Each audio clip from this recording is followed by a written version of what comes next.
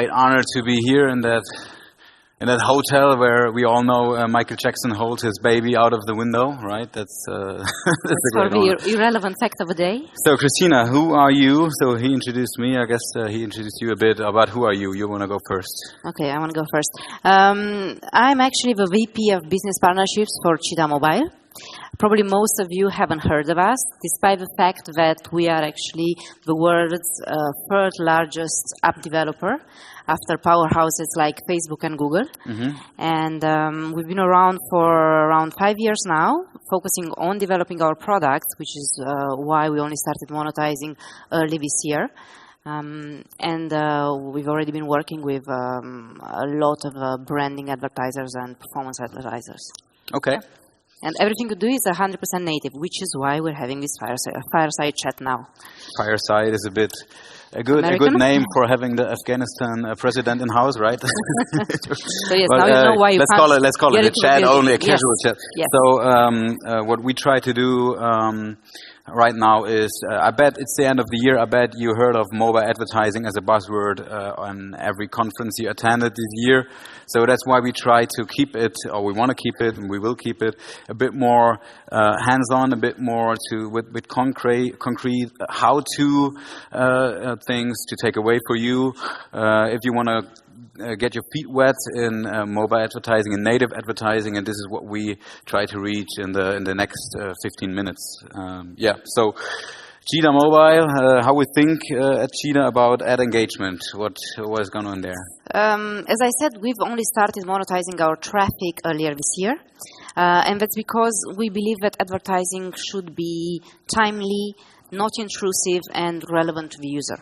So we are coming out with formats of banners and creatives to run on our own properties that, first of all, we want to make sure are not taking the user away from the main purpose of why they are using the app. At the same time, we think that we should be transparent and we shouldn't trick the user into thinking this is additional content when it's actually sponsored content.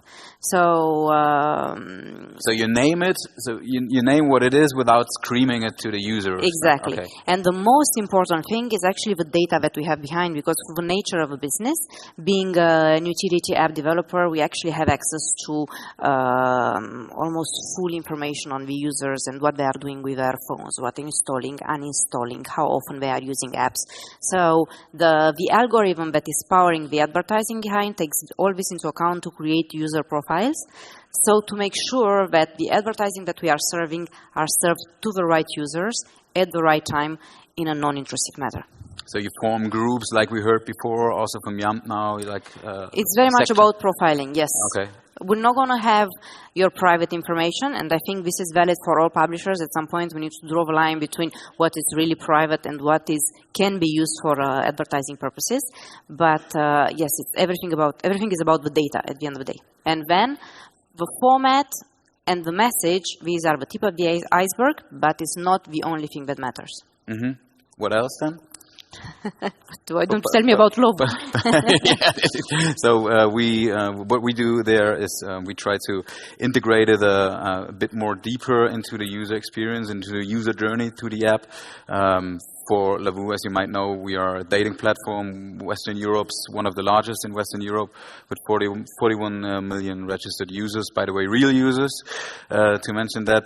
And what we try to do is put some gamification in, put some like sponsored polls or sponsored challenges, photo upload challenges that we can sponsor on as an app or as a brand, and to have it to make it fun a bit, right? That because what we saw for mobile advertising in general is that it doesn't work right now. So we still see a lot of banners, we still see a lot of skyscrapers, and download now it's free. Right, and when you use your smartphone, which is the most intimate devices, we all know that we have a specific goal with that. We want to get an information or get a bonus, something like that in that direction, and this is where we want to be as well, right? And I think at the end of the day, advertising should serve a purpose of adding additional information or content to the users. At the same time, we are in an industry that needs to make money, so we need to be mindful about how we do that. So you want to choose the right messages, you want to have the right call to actions, you have to have the right creatives. You don't want to see the same old banner with download now for free, and unfortunately, probably it's what, 4th App Promotion Summit that we're doing, and we're still saying that in after 4 years now. And you want to have data behind to know who you're serving your advertising to, who you're talking to. And you don't want to disrupt the user experience. But to make it more, to take a deeper dive there, you say don't do a call to action like download your app for free. What else then? You want to talk about the unique selling points of a product. You want to give the user information that he can only get if he's downloading the app. I think Florian from Jump was saying the same thing. It's not the install that counts. It's what you're doing with the app once you have installed it. So if you don't talk about something that is exclusive or it's facilitated by the app, why would you download the app? You need to have a clear message, and you need to put that message into perspective across all the marketing strategy that you are employing. So if you're going to be doing TV, offline, print, and you're going to be talking about discounts and special offers, but on your mobile creatives, you're going to say, yeah, well, download my app, what's the point? So is that you're saying that we should tell a story also within the call to action buttons over there? Yes, you should build a story around the brand. There is always a story around the brand, and there is always a reason why the user should interact with a brand. And you should make the ads with that in mind, with the user in mind, not with the fact that you only have this much budget available for banners and this is what you can afford to spend. And actually money is not the budgets available are not the most pressing point, because it's a matter of creativity. And I think for most publishers in the room, we know our audiences much better than anybody else. So when an advertiser comes to us, what we need is a little bit of flexibility. We need trust so that we put together these creatives for them, obviously keeping in mind the brand guidelines. They will be signed off by the advertiser, but we know what works on our traffic. So let us help you deliver the right creatives at the right time to the right audience. Oh, you have an own graphic team for that? So yes. Okay. We do. Okay. And it's actually, it's included in the way we work with the advertiser. It's not an extra cost. We're not asking for fixed fees, but we want to make sure that even if we serve advertisers, we respect our users and our products. So we're not just going to put anything in there. And this is the main purpose of native advertising at the end of the day. Otherwise, we would just be using, the IAB standards. So this is how you take care of the corporate identity or corporate design that that they approve your... Exactly. Okay. Exactly. And then, and this is for us, but I'm sure that is the case for a lot of developers, this is an amazing tool for advertisers to do A/B testing at no additional costs. You have a perfect platform in front of you that is willing to test your market, to test different sets of creatives, different sets of messages on different profiles, so you get all the learnings, and you can then apply that to the rest of the marketing channels and the rest of the mobile partners that you'll be working with. So the sweet spot between less intrusive but also still effective, what do you think? Where is it, and how does that change the marketing ad strategy from the industry overall? You need to test several creatives. You need to test different messaging, and you need to give publishers the flexibility to build the messages and the creatives they know will work on their audience. There isn't a one-size-fits-all solution. It cannot work like that. So you always advise to the apps over here that try to promote first test. Exactly. First test, see what works, and then scale up. So work with partners that can help you test, and then can help you scale up as well. But if you want to test, you also need to know what do you want to test. What are your goals? What is your target? What are your KPIs? Of course, you should know what makes you profitable and what's a profitable user for you. And you have to come with clear KPIs. And probably this is a side conversation, but again, would like to see more transparency from the publishers in terms of the KPIs that they are measuring performance on, so that we can really help you achieve these KPIs. At the end of the day, we're in this together. If it doesn't work for you, it doesn't work for us, because we cannot scale up, and we can't monetize our traffic. And on the other hand, you complain you don't have active users. So we need to have more transparency and have some clear KPIs that are communicated to the publisher partners in a timely manner, so you know what you're looking to achieve. I'm also a big fan of adjusting your KPIs to the platform where you advertise on. For example, like if it's Facebook or Instagram, that even a share or a like or follow is something that you measure on. But I see the industry is not really there.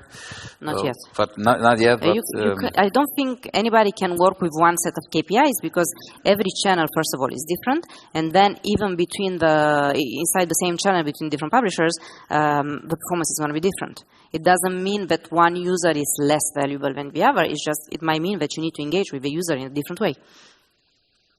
That's right, but looking from an outside perspective on mobile or on native advertising, I could think that, okay, if it's less intrusive, less in-your-face advertising, then it might be that people engage less. What kind of response rates do you see there? So is it if you hide your ad, you don't see your ad, you don't use the ad, you don't engage with, or is it maybe the opposite, quite the opposite, or what is it? You can't hide the ad, because if you have users that click on it by mistake, they are going to be feeling tricked. Like, okay, you gave me something, but actually it's just advertising. So you can't hide it. And we've seen a lot of marketers that have come up with very intelligent and engaging ways of presenting, using the native advertising opportunities. On our formats, because I can't speak about everybody else, but on our formats, we're looking on average at CTRs that are probably 8 times better than the average CTRs on standard banners. And then in terms of engagement, between 3 and 5 times more. Engagement for the advertisers? Engagement for the users from the advertising that we're running.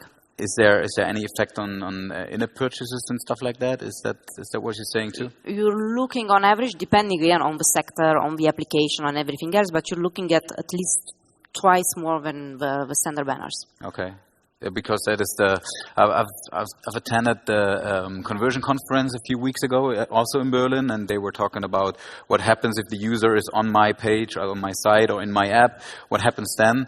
And I tried to open up there the view on the market to see the first point of a conversion is actually the advertisement. And if you annoy people with the advertising, there's no space for a second impression, right? Yes. It's always the first impression, and I'm also convinced that this has an effect on the in-app purchases, for example. Yes. So. We always say that you have to make the right impression from the first impression, because there is so much competition these days, and this space is so crowded that you only have probably one chance. Otherwise, people are just going to move on to something else, especially on their mobile devices, where if you're not relevant and you're not making the right impression, people are just going to use it in a different way. Mm-hmm. You were mentioning the user experience as well. Can you give a more concrete example how you do it, how you fit ads or how you place ads within your user experience without disturbing it? Where is the sweet spot there? Right. Our apps are most of them utility apps. So people, when they use them with a very clear purpose in mind. You don't want to serve them an interstitial just when they are trying to clean their junk file. It cannot work. So all the advertising that we are serving is going to be timed to appear only after the action has been completed. If it's about, optimizing your battery time or cleaning your junk files, or you're playing a game or you're posting something, it's only after the action is completed that we're going to be serving the advertising. Okay, this is something that I really like. I have always one example in Germany. It's wetter.com. Some of you might know it. Weather.com, and you want to see the weather, and the skyscraper is falling down your display, and you don't see how many degrees it is outside and stuff like that. So you serve the user first, and then you can let him pay in a certain way by engaging with ads and stuff like that. Of course. Okay. And you have to use the data. So data is extremely relevant for this, because let's say that you're not, taking the user away from the initial purpose in any way. But if you're going to be showing a male that is interested in sports, in football, a pair of high heels, most definitely he's not going to be engaging with that advertising in the way that you hope to. So you need to know, or in our case, we have all the insights from the user, from the mobile, and we're using that for the right profiling. Mm-hmm. So to draw a bit of a conclusion, we have 1 minute left, and to make it a bit more concrete into how-tos and takeaways. What is your conclusion? To the apps that are pretty new to the market, if they want to get their feet wet with native advertising, what should they do? What should be the first steps, like the really 3 first steps? I think you need to know what works for you, what's a profitable user, where you get your ROI from, and you need to be open to testing. Start testing and scale up on the things that work. And keep an open mind when it comes to native advertising, and work with the publishers to have the right creatives and the right data behind. Even if you have a design team in-house, be flexible enough, especially when you're just starting out in native advertising, so that you work with the publishers, whichever these publishers are. I mean, we all have a different definition of native advertising, which is why it's so important that you work with a publisher rather than come up with your own set of creatives and say, I want to do this like this.